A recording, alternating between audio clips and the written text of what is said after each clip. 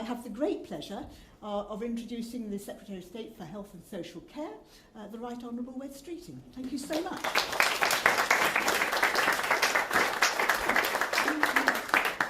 Well, good morning, everyone, and thanks so much for coming to the launch of our renewed Women's Health Strategy. And thank you so much to you, Leslie, our Women's Health Ambassador, who's really risen to the challenge that I set for her of renewing the strategy so that care in the NHS is redesigned around women and their lives. And we've been so lucky to have you as our country's Women's Health Ambassador under 2 successive governments. And of course, Gillian Merron's here, Baroness Merron, who also deserves to be centre stage. Gillian has been the driving force behind this strategy, and I know has poured her heart and soul into it. She's a true champion for women's health, has been so throughout her career, and there's no way that we would have got to today's launch without her, the brilliant team, and so many of you in this room and beyond who've contributed to this strategy. And of course, I'm delighted that we're launching our renewed strategy here at the Bridge, which has been on the case promoting women's health and well-being for nearly 100 years, which I think is both inspiring and depressing in equal measure when you think about it, because it beggars belief, quite frankly, that your vision is for women's voices to be heard and that their health and well-being rights are respected and met. How on earth have we not got there yet in this decade of the 21st century? And that's what our Women's Health Strategy sets out to do in the NHS. So I hope that you see today as a big stride forward along the road to your goal and the goal that we all share. Because there is absolutely no question, and I'd be the first to admit it, that the NHS has a problem with basic, everyday sexism and an appalling culture of medical misogyny. Almost every week I've spent in this job, I have heard profoundly shocking stories from victims and families of some of the worst NHS scandals.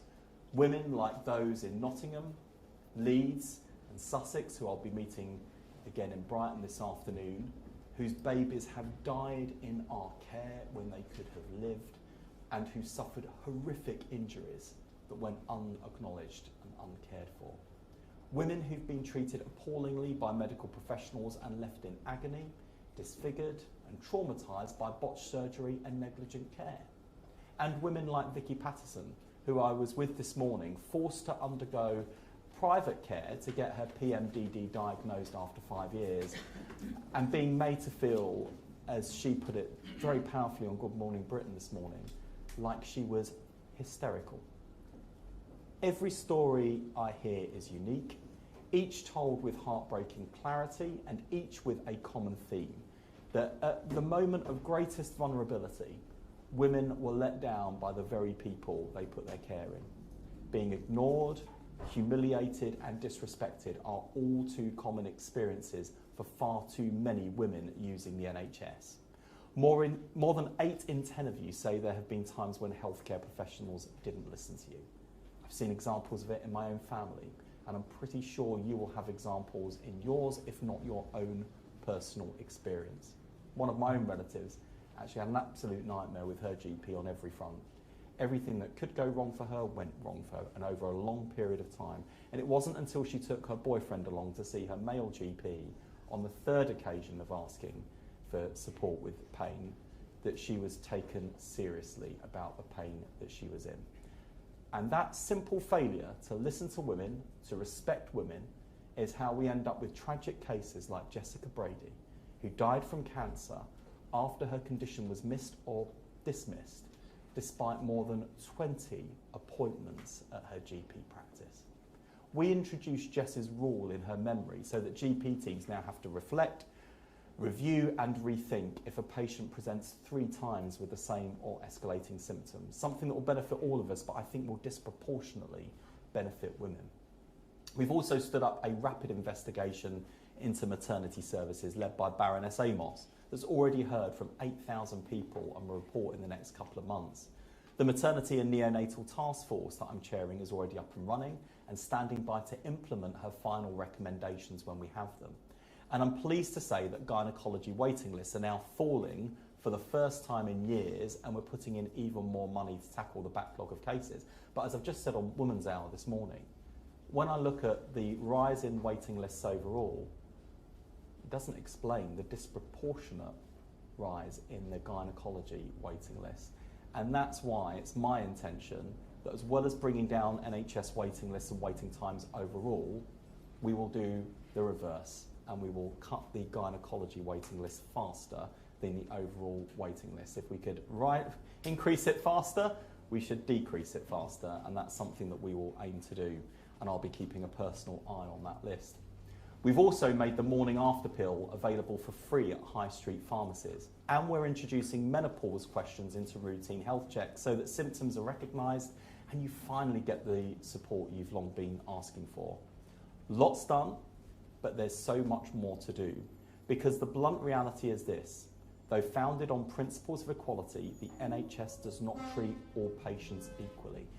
Indeed, we don't treat all women equally as well, and it is so important that we recognise the additional disadvantage faced by Black and Asian women and women of other ethnic minorities and backgrounds who face that double discrimination of misogyny and racism all at once.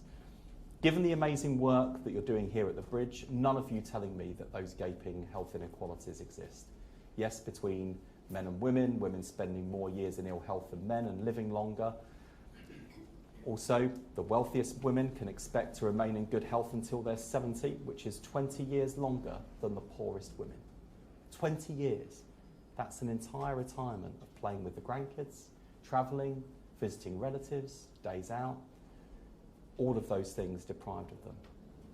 The ethnic differences in outcomes and risk factors. Babies born to Black women are over twice as likely to die in their first year, while the maternal mortality rate for Black women is nearly 3 times higher than white women. At the same time, more than half of women across all ethnic groups are overweight or obese, with higher rates among Black Caribbean, Black African and Pakistani women. Our renewed women's health strategy is our response to these and other glaring injustices. So it's not just a redo of what the previous government did. It takes forward their work. It fills the holes that they left and clearly sets out, crucially, who's on the hook for what.